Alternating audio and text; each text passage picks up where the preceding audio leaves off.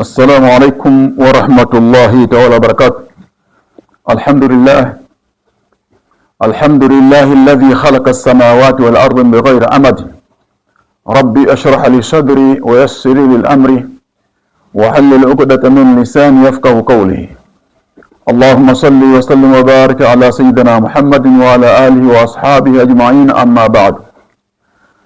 Ndugu zangu Waislamu, kwanza kabisa kabla sijazungumza chochote najitambulisha. Mimi naitwa Sheikh Tamimu Kibwana Kidulango, ni shekhe wa kanda ya Morogoro katika Tariqatul Qadiria. Na miongoni mwa tarika, mimi nafuata tarika zote katika namna ya kuweza kuongoza, kwa sababu tarika msingi wake mkubwa zaidi ni Qur'an pamoja na hadithi za Mtume Muhammad sallallahu alaihi wasallam.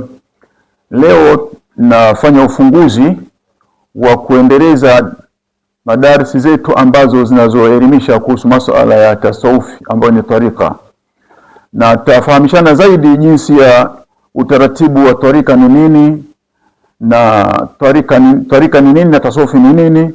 Yote tutafahamishana vyema zaidi, lakini leo tunafanya ufunguzi ambao wa kuweza kutaja vile vitabu ambavyo tutakuwa na muendelezo navyo na yale masomo ambayo tunataka tuendeleze nayo.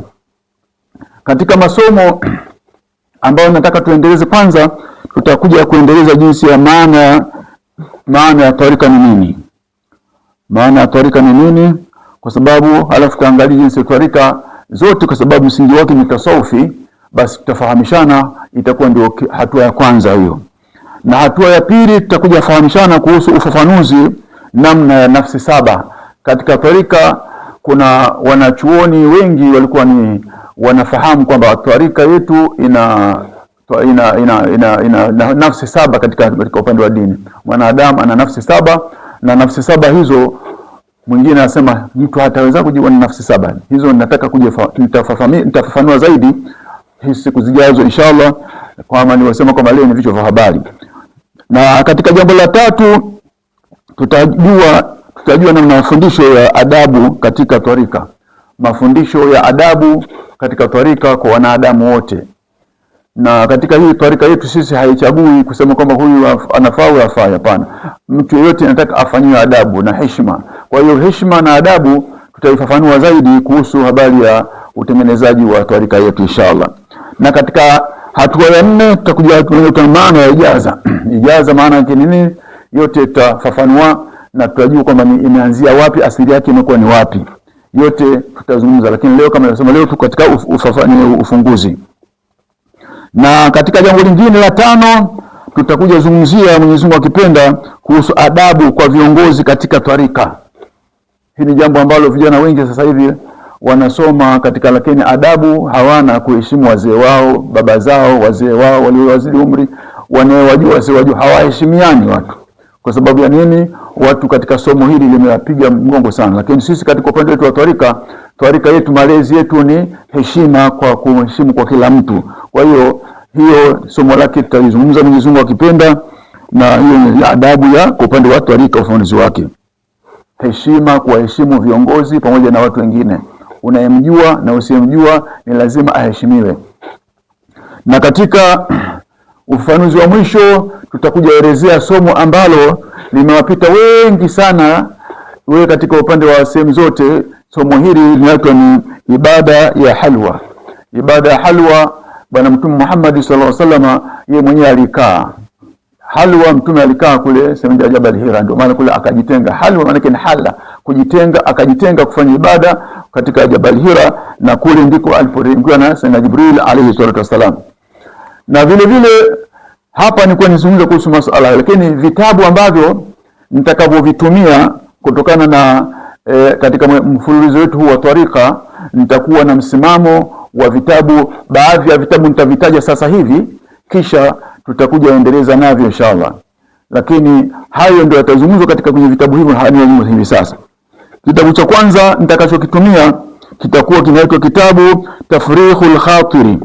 Tafrikhul Khatiri ni kitabu ambacho kwamba fi manaqibi tajul awliyai, ndivyo kilioandikwa. Wasomaji sasa hivi kitabu hiki sasa hivi sisi kwa upande wa tarika havipatikani kwa sasa hivi, vitabu watu wakubwa, vitabu ambavyo vimepitwa muda mrefu sana, lakini sisi watu wa tarika tunavyo kwa sababu vinakuwa muendelezo. Kinaitwa kitabu Tafritul Khatiri fi Bayani Tajil Awliyai wa Burhani Asfiyai, ndio jalala lake limeandikwa namna hiyo, kwamba Tajil Awliyai ni kwamba kitabu hiki hakipatikani, lakini kwa watu wengine kama mfano kenda Zanzibar au sehemu nyingine unaweza kukipata. Kinaitwa Tafritul Khatiri fi Manaqib Tajil Awliyai wa Burhani Asfiyai.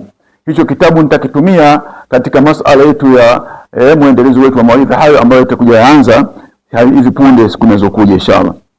Na kitabu hiki mtunzi wake mkubwa ni Sheikh Abdul Qadir Jilani.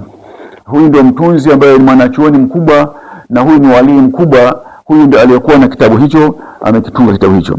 Huyu Sayyid Abdul Qadir Jilani, Sayyid Abdul Qadir Jilani huyu ni mwanachuoni ambayo nasabu yake anaitwa, nasabu yake ni baba yake anaitwa Abdul Qadir ibn Musa, Abdul Qadir ibn Musa ibn Abdullah ibn Yahya ibn Muhammad ibn Daud ibn Abdullah ibn Hasan ibn Ali.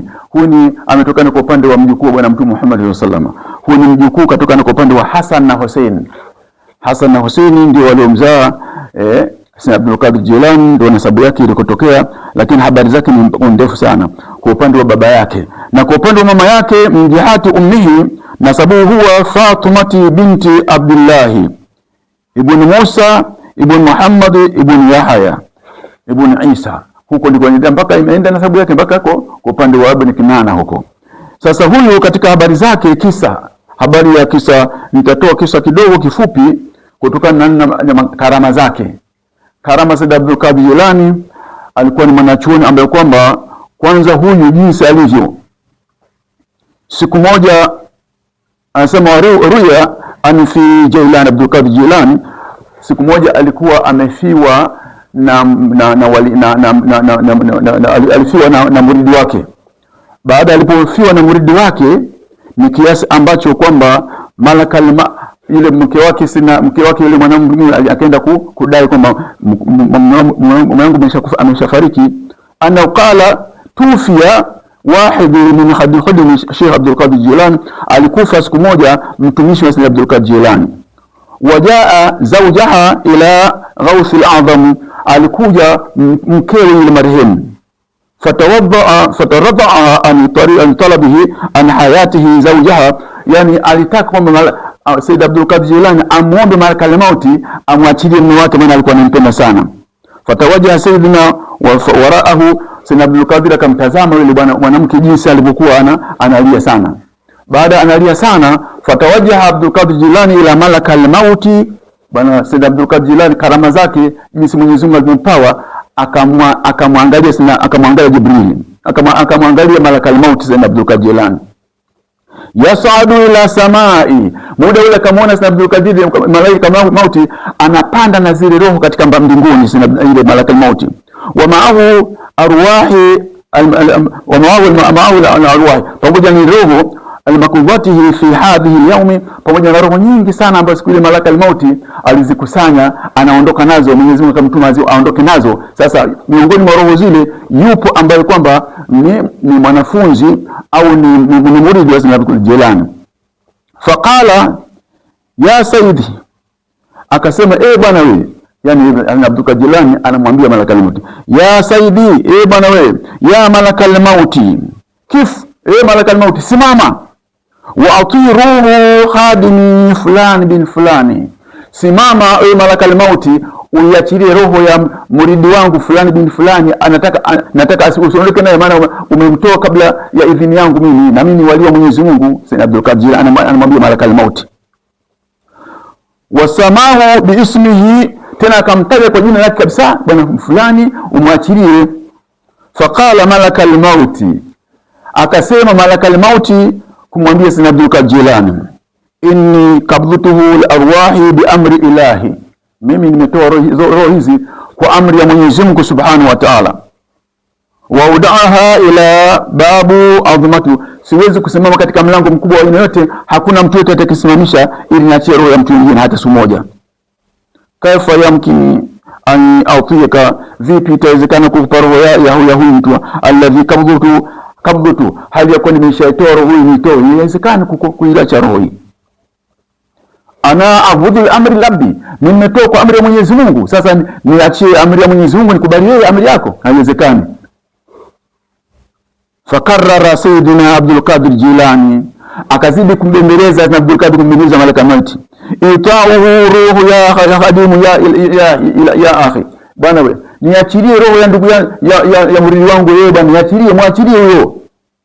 Famtaa malakal mauti akakataa min itaihi, kuitoa ile roho akaikataa, akasema mimi naondoka nazo, kama wala kufanya fanya. Wa fi yadihi, katika mikono yake, dhafaha fihi al-arwahi al-makbudatihi fi yawmi. Siku ile kulikuwa na roho nyingi sana, alizishika malakal mauti katika mkono wake, anaondoka nazo.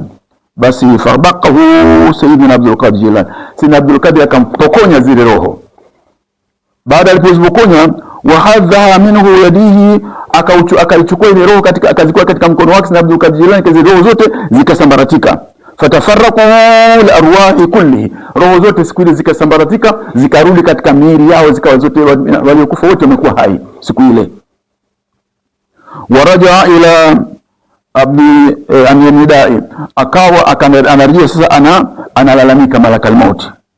Wanaja malakal mauti, akaanza kulalamika malakal mauti. Sayyidina Abdul Qadir akazimwaga roho zote, zikaenda katika kwa wale, zikarudi katika kwa wenyewe, wote wamekuwa hai. Akalalamika amesema, ya ilahi, Mwenyezi Mungu, qala anta a'lamu bima jarabina, unajua Mwenyezi Mungu jinsi alivyonitengeneza huyu bwana, alivyonyanya. Wa baina mahbubika, jinsi mpenzi wako na Abdul Qadir, nasema ni mpenzi wako huyo, akamwaga roho zote hivi sasa zinasambaratika hivi sasa. Waliyuka Abdul Qadir, huyu wali wako Abdul Qadir huyo, fabaqatu akhadha minna, amempokonya zile zote ambazo nilizitoa kwa siku ya leo, sileti dalili zote, roho zote zimepokonywa na Abdul Qadir Jilani. Faqala Allah Ta'ala, akasema Mwenyezi Mungu Subhanahu wa Ta'ala kumwambia malakal mauti, ya malakal mauti, malakal mauti we, inna awful azam, hata huyo muombezi huyo na Abdul Qadir mahbuba, ni kweli mpenzi wangu huyo bwana, Abdul Qadir ni mpenzi wangu huyo, umatulubi tena ananitafuta sana nyakati zote, niko pamoja naye huyo. Lima utika ruhu khadimu, kwa nini alipokuomba usingempa roho yake moja ile? Ungechukua roho yake moja, wali wake yule katika mridi wake, umwachilie zile zote umeza. Sasa unaona wameponza zote, zimekuwa watu wote wamekuwa hai kwa aliko. Sasa imekuwaje malakal mauti wewe? La aktharuhu minhu kabdatuhu bisababi arwahi wahid, kwa sababu roho moja imesababisha roho zote zimesambaratika. Mkosaji ni wewe bwana. Mwenyezi Mungu kampa makosa malakal mauti kwa sababu ya nini? Ni kwamba Sayyidina Abdul Qadir alikuwa ni mpenzi wake na ni wali wake, akamwambia malakal mauti, umefanya makosa kwa sababu wewe ungempa roho yake moja, hao wote ni ungeniletea. Sasa leo utanambia nini leo? Fatandama hadhi al-yawmi, basi hadhi wakati akaanza kulalamika na akajuta. Fi hadhi wakati, katika muda ule anaanza kulalamika, anaanza kujuta, laiti ningempa, lakini sasa laiti tena. Haya maneno yapo kwenye kitabu Tafritul Khatir, ambayo ni kitabu hivi sasa kwenye ukurasa, katika waliosoma angalia kwenye ukurasa wa 18 kwenye mjaladi wa 4, ukurasa wa 18, ukurasa wa 17 kwenye mjalada wa 4 utaukuta katika habari zake na Abdul Qadir Jilani kwenye kitabu hicho Tafritul Khatir.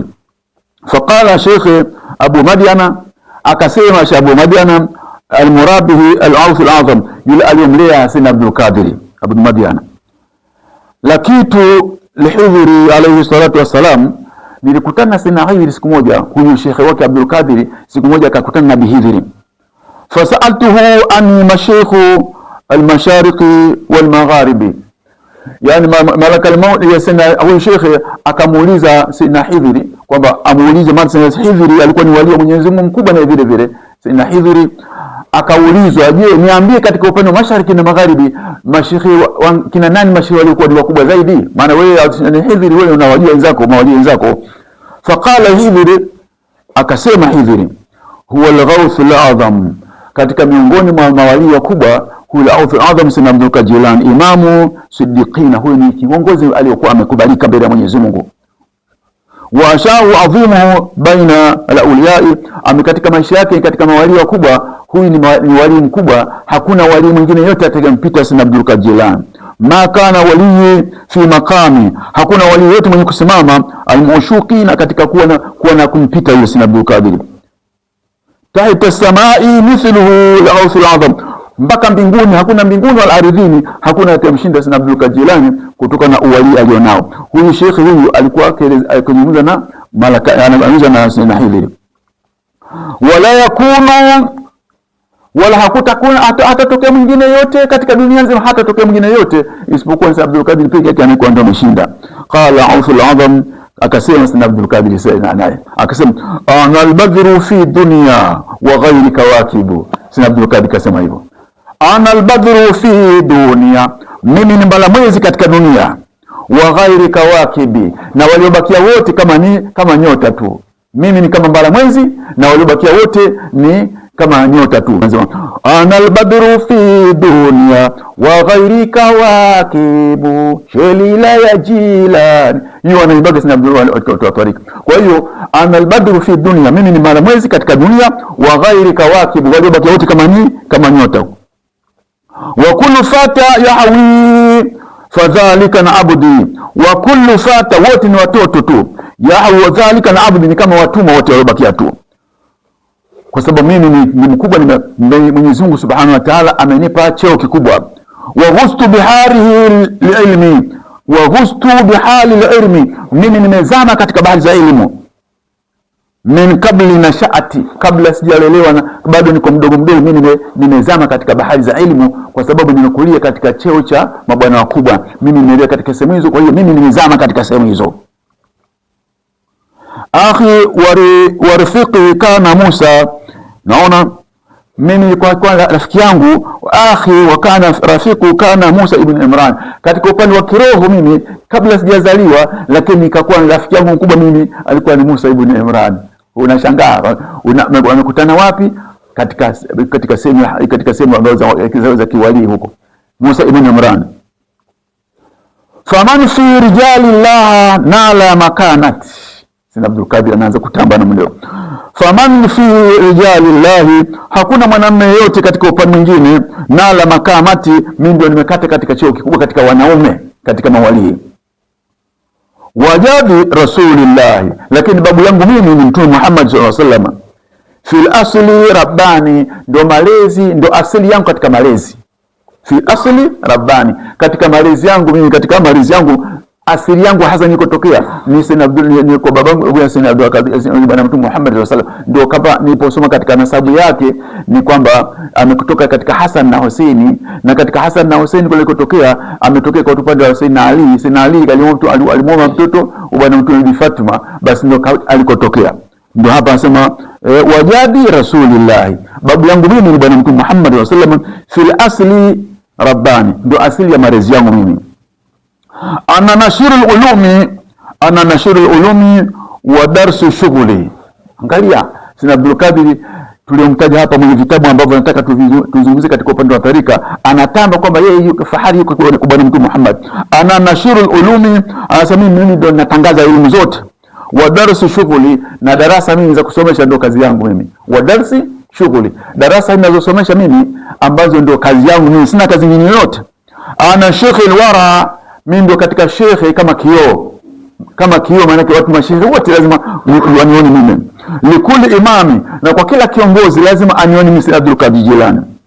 Wa bahari muhitun bil bahri bil asriha, angalia Sayyid Abdul Qadir Jilani akatamba vizuri sana. Wa bahari muhitun, bahari yangu nizama imezunguka mimi, bil bahri bil asriha, bahari yangu ni asiri mimi. Bahari sio bahari ya kama ya Dar es Salaam, hapana. Bahari ya elimu manake ni kwamba katokea kwa bwana Mtume Muhammad, chimbuko la bwana Mtume Muhammad sallallahu alaihi wasallam, na kwa Sayyidina Ali, kama bwana Mtume sallallahu alaihi wasallam alipomwambia Sayyidina Ali kwamba elimu zote, elimu nayo mimi, lakini mlango wa kuingilia kwenye elimu muende kwa Sayyidina Ali. Sasa huyu ni kijukuu cha bwana Sayyidina Ali Abdul Qadir Jilani. Na asema bahari muhitu, bahari yangu ya elimu imezunguka, bilbahari bilasriha, kwa sababu bahari yangu mimi ya asili yangu mimi, wa ilmu hawa ma kana kabla wa ma baadi, elimu yangu mimi imekuwa baada mwanzo kabisa, wa ma baadi, mpaka mwisho wa dunia najulikana mimi Sayyid Abdul Qadir Jilani. Anatamba Sayyid Abdul Qadir kwa sababu ametokea kwa bwana Mtume Muhammad sallallahu alaihi wasallam, kijukuu chake. Tena akasema katika wali wake, wa kullu wallahu qadami wa inni ala qadami nabil badril kamali, anaimba Sayyid Abdul Qadir Jilani, wa kullu waliyu lahu qadami wa inni, kwa kila wali nimemkanyaga mimi, kwa mawali wote dunia nzima nimewakanyaga mimi, ala qadami nabil badril kamali, na mimi nimekanyagwa na nani? Ambaye ni bwana Mtume Muhammad ndio alonikanyaga mimi tu, lakini hakuna mwingine kunikanyaga katika uwali. Sayyid Abdul Qadir anatamba namna hiyo. Ana fil majlisi, mimi ninapokaa mimi, aral arshi haqa, anasema ninapokaa mimi ni katika kiti changu mimi ni kikubwa zaidi. Ninapokaa mimi kwenye mawali wengine, basi cheo changu mimi, kiti changu ni kikubwa zaidi. Wa jami'ul ulumi fil qiyam, na wote wenye elimu wote lazima wasimamie mimi, wasimame mimi kae. Wa jami'ul ulumi fihi alqiyam, wenye elimu, kwa kila mwenye elimu lazima asimame katika, hakuna wali yote anidharau mimi. Mimi ndio wali ambaye nimethibiti, kwa sababu nimethibiti kwa sababu ninaondokea kwa asili ya elimu na kwa bwana Mtume Muhammad sallallahu alaihi wasallam, mpaka kwa babu yangu Sayyidina Ali huko. Ana fil hashri shafil muridi, basi mimi sasa siku ya kiyama mimi, kama kuna uombi kuombea babu yangu Mtume anakwenda kuombea, lakini na mimi vile vile katika muridi wangu na mimi nakwenda kuombea. Ana fil hashri, haka katika mkusanyiko wa siku ya kiyama, shafi'il muridi, nakwenda kuombea na mimi muridi wangu, wapenzi wa Mwenyezi Mungu nakwenda kuombea. Inda rabbi, mbele ya Mwenyezi Mungu, fala yuradu kalami, haliwezi kurudi neno langu mimi. Mwenyezi Mungu nikimwomba lazima atakuwa ananikubalia maombi yangu, neno langu halirudi. Ufafanuzi huu tutakuja endelea na kitabu kingine katika mafundisho ya adabu, yote yanakuwa katika kitabu cha Al-Mawsu'ati. Al-Mawsu'ati ni kitabu ambacho kwamba cha mwanachuoni mmoja ambaye Nabii Yusufu, na vile habari zake ni kubwa, lakini habari zake tutaziendeleza katika upande tutakapokianza.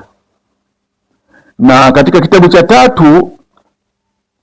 tatu ni adabu, hiyo tunasema adabu. Kitabu cha 4 ni maana ya ijaza, kwa sababu unapokuwa muridi lazima unakaa na wakubwa wakupe maelekezo. Ijaza habari zake taeleza vile, na hiyo ile maelekezo hayo yanaonekana kwa upande huo wa Sayyid Abdul Qadir Jilani, ambayo sifa zake tumezieleza hivi sasa.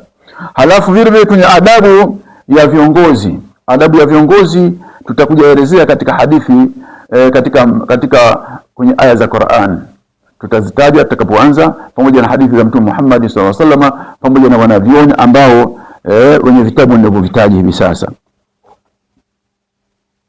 Na katika kitabu cha 4 kinaitwa kitabu Tadhkiratul Waidhina. Kitabu cha Tadhkiratul Waidhina kimekusanya mambo mawili. Kwanza kwenye kwa upande wa sharia kipo na tasawufi kipo. Kitabu hiki kinaitwa Tadhkiratul Waidhina, ni Sheikh Maulana Muhammad Jaafar. Huyu ni mwanachuoni wa zamani sana. Huyu mwanachuoni huyu ukienda katika sehemu za Arabuni kule, sehemu za Hijaz, visiwa Hijaz, unaweza kumkuta huyu. Masheikh wakubwa wanamjua, na kitabu hiki siwezi kufafanua zaidi kwa sababu masheikh wakubwa zaidi wanakijua. Kitabu ni maarufu sana kwa sababu kimeingia katika nyanja zote. Tadhkiratul Waidhina, Sheikh Maulana Muhammad Jaafari. Na kitabu cha 5, kitabu Jawharun Nafisu. Jawharun Nafisu ni kitabu ambacho cha tarika vile vile cha mwanachuoni mmoja, ni anaitwa Al-Habib Sheikh Uwais ibn Muhammad al-Barawi. Sheikh Muhammad al-Barawi, huyu Sheikh Uwais al-Barawi ni mwanachuoni ambayo baada alipochukua tarika kule sehemu za Iraki akaja kusoma, akawa hapa ni sehemu za Somalia pale, akawa Sheikh Uwaisu mpaka sio ya Zanzibar miaka iliyopita, akaeneza mashekhe wengi, ndio wakaeneza mpaka kina Sheikh Thenei, kina mashekhe wengi sana ambao kaeneza mwanachuoni huyu akaja mpaka Afrika Mashariki. Huyu ndio kitabu chake ni kitabu Jawhar Nafisu, ambao tutaelezea vile vile katika habari zake. Na kitabu cha 6, kitabu Tathhiru Nufusi. Kitabu Tathhiru Nufusi ni kitabu ambacho kwa Sheikh Muhammad bin Nasr al-Qadiri, ambaye yeye akanukuu katika vitabu vingine vikubwa sana, akakitengeneza kwa sababu ya kutengeneza kuwatengenezea muridi wake kwa ajili ya kufahamu jinsi ya tarika kumpokesha Mwenyezi Mungu Subhanahu wa Ta'ala. Kinaitwa kitabu Tathhiru Nufus, maana yake kuzitakasa nafsi. Ni Sheikh Muhammad bin Nasr ambaye yeye amefariki miaka hivi karibu, si muda mrefu. Halafu kitabu cha 7 kinaitwa kitabu Al-Ashbahu Nadhairu, kwenye mjeledi wa kwanza imeelezea katika tasawufi. Kitabu hiki katika mwanachuoni aliyotunga kitabu hiki ni mwanachuoni wa kwanza kabisa, Al-Imam Jalaluddin Abdurrahman huyu Suyuti. Suyuti wanachuoni wanamjua kwa sababu hata tafsiri ya Qur'ani hii, msahafu wa Qur'ani ameufasiri mwanachuoni huyu, anaitwa Al-Imam Jalaluddin Abdurrahman Suyuti. Mashekhe wote waliokuwa wamesoma dini basi mwanachuoni wanamjua, na aliishi sana katika sehemu za kule Maka na Madina. Yeye ndio alieneza hata hii tafsiri za Qur'ani za tafsiri ya Kiarabu. Halafu kuna kitabu kingine kinaitwa kitabu Al-Kabair. Kitabu Al-Kabair, Imamu Shamsuddin Ahmad ibn Uthman. Hawa ni wanachuoni wote wa zamani, zama za mwanzo kabisa huko, wakati wa karibu na masahaba huko. Na kitabu cha 9 kitakuwa kinaitwa Al-Mawsu'at Yusufiyya fi bayani adillati sufiyatin. Kitabu hiki kiko katika mjeledi, kina mijeledi miwili. Mijeledi maana yake wanachuoni wanajua, kitabu mijeledi wanajua mijeledi, kama ndio kitabu chenyewe ni hiki hapa. Kitabu hiki Al-Mawsu'at. Al-Mawsu'at, kitabu hiki ni cha Sheikh Yusufu ibn Burhan Muhammad. Huyu ni mtu aliyekuwa sehemu za huko sehemu za Iraki huko. Ni mwanachuoni aliyetunga kitabu hiki, ni waliopita zamani hao wote. Kitabu hiki kimeeleza sana katika masuala ya tasawufi, na kimezama zaidi kwenye tasawufi, ndio kimetaja, halafu kinaelezewa zaidi. Nitakieleza zaidi tutakapoanza katika madarasa zetu. Halafu kitabu cha 10, kitabu cha 10 kinaitwa Zimamu Salikina. Kitabu za Salikina, Imam Salikina, Zimamu Salikina, kimechanganyika na kipo hiki. Zimamu Salikina ni kubwa yake hii, halafu ni ndogo yake vile vile. Sasa kitabu hiki kimeelezea mambo mengi sana kutokana na masuala ya tarika, na mtunzi wake anaitwa Sheikh Muhammad ibn Nur. Muhammad bin Nur ni mwanachuoni mkubwa sana katika zama za mwanzo huko, wakati wa karibu na masahaba. Kitabu cha 11 nafanya haraka kwa sababu ni vitabu viko vingi sana. Vote hivi ni vitabu vya tasawufi, na vingine vile pale, vingine hivi hapa, na kule kote kuna vitabu muhimu. Na hii box lote hapa nimefunika vitabu hivi kwa sababu ya kueneza, lakini kuvitaja vote ni vingi sana. Kitabu cha 11 kitabu ni kitabu kinaitwa Rawdatul Faiqi. Rawdatul Faiqi ni kitabu kikubwa, kina mijeledi yake miwili. Kitabu cha mijeledi miwili, na hiki kitabu Rawdatul Faiqi ni hiki hapa. Hiki hapa. Kwa hiyo vile vile kina mijeledi yake miwili. Na kitabu hiki taalifu Sheikh, kitabu hiki kimeitwa na Sheikh Al-Harithi. Harifish ni mwanachuoni wa zamani huyo. Nafa'atallahu ta'ala bi barakatihi, Mwenyezi Mungu amnufaishe kwa baraka yake, wa bi ilmi na elimu yake. Kwa hiyo hawa ni wanachuoni ambao waliotengeneza vitabu hivi. Na halafu kuna kitabu Sir al-Asrari. Kitabu Sir al-Asrari ni mjeledi wa kwanza, lakini kuna kitabu Haznatul Asrari. Hiki Sir al-Asrari ni kidogo chake, lakini Sir al-Asrari ni kitabu cha Haznatul Asrari. Vitabu hivi vyote hivi vinatoka Sheikh Said Muhammad Haqi Nazli, nafa'ana Allahu bi'ulumihi. Hawa ni wanachuoni walikuwa karibu sana wakati huo na Ibn Qadir Jilani, miongoni ya zama za mwanzo huko. Kwa hiyo vitabu hivi, baada ya hivi halafu tutaendeleza na jinsi ya, kwa sababu Qur'an tasawufi imetengenezwa katika tarika, imekuja katika masuala ya Qur'an na hadithi.